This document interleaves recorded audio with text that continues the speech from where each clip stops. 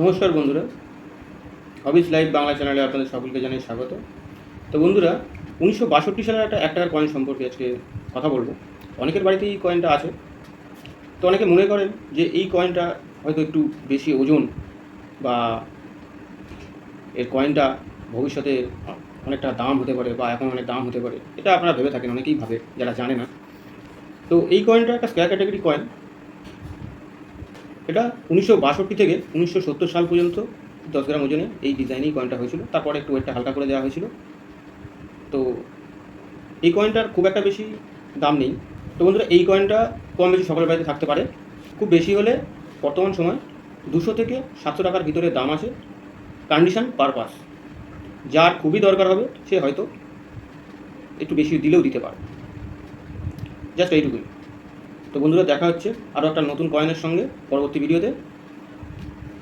ততক্ষণের জন্য ভালো থাকবেন, সুস্থ থাকবেন, আর অবশ্যই বন্ধুরা ভালো রাখবেন।